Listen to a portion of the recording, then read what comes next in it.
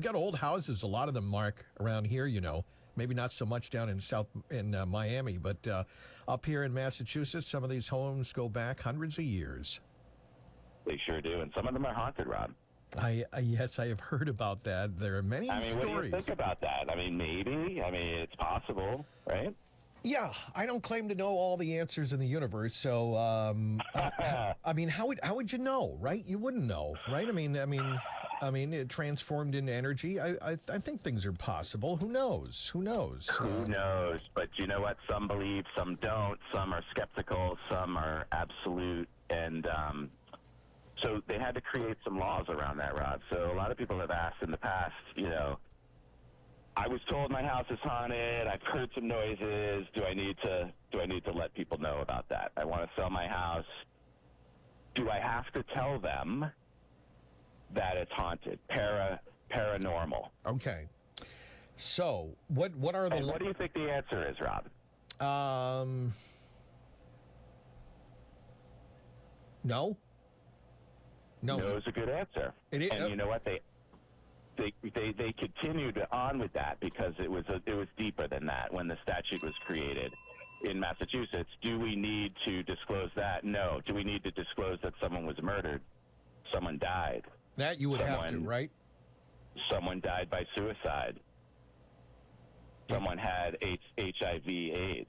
That's in the statute. None of those have to be affirmatively disclosed. And we did a video on this, Rob. We're going to resend it out this weekend to our database, our mailing list. But we did it a few Halloweens ago talking about this. Thomas McCoy did a great job with the effects and the Halloween. It's really fun. But, because people don't realize that. But the key to the whole equation is that is a statute about affirmative representations. Do I have to affirmatively tell people that there was a death by suicide here? And the answer is no. But the key to it is that if anyone ever asks, you always, always, always have to tell the truth. So the difference is, do I have to disclose this, or can I hide this? You can never hide something, but you don't have to affirmatively say, there was a homicide in this house. Oh, my gosh. And I want you to know that. Okay, all right, so close to schools, two-car garage, it's haunted. Haunted. Yeah. Best off. You don't have to do that. You don't have to say that, but you're right. Okay, now if I come in and I'm going on a tour and I see that I sign in and I take my cookie and then I say, has there ever been a murder here? You have to ask that question. That realtor has to give you the truth, right? Correct. And they should know, I guess. If they know. So that's also, we're going really deep. We're going into a whole other conversation for another day. But if they know as agent for the seller, right, maybe the seller didn't tell them. Well, yeah. Maybe they don't have knowledge. So they can only share what they have knowledge of. But if they have the knowledge, they have to deliver that information. And same with the seller. So if it gets past that point of the open house, the home inspection, the offer, the purchase and sale agreement, and then the attorney asks the other attorney and the attorney asks that client, yeah, we have to represent what happened. And by the way, here's the article and here's the police report. If they have, sometimes it's down the chain of title, though. Sometimes it wasn't during their ownership. And yeah. Because some say it's really interesting. On the real serious side, and I'm sure Dan from the newsroom is here as well. Obviously, there's going to be some cases where it's a legitimate news story. People know what happened at that house.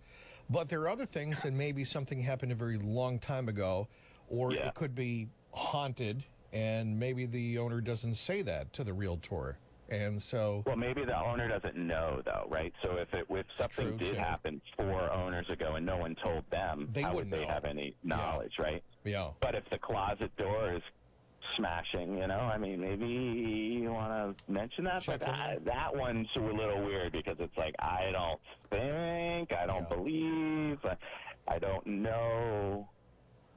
I don't understand. Dan, did you want to jump in? Well, I was just going to say, Dan, go ahead. If you wanted to, if you were be required to disclose a haunting, because you might be somebody who says, "Well, I don't believe in ghosts. There's no such thing as ghosts, so there can't be a haunting. So why would I tell you about something I don't believe?" Well, that's fair, right? And that makes a lot of sense, Dan.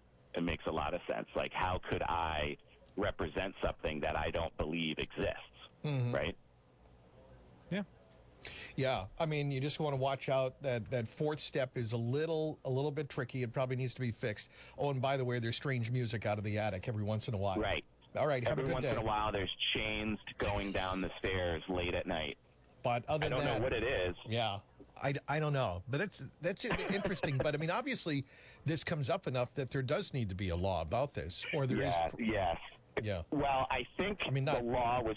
I think the law was created for the other items on the list. Yeah. And they said, let's throw this in here because there has been claims or case law or questions. Let's cover that now too. Yeah. Okay.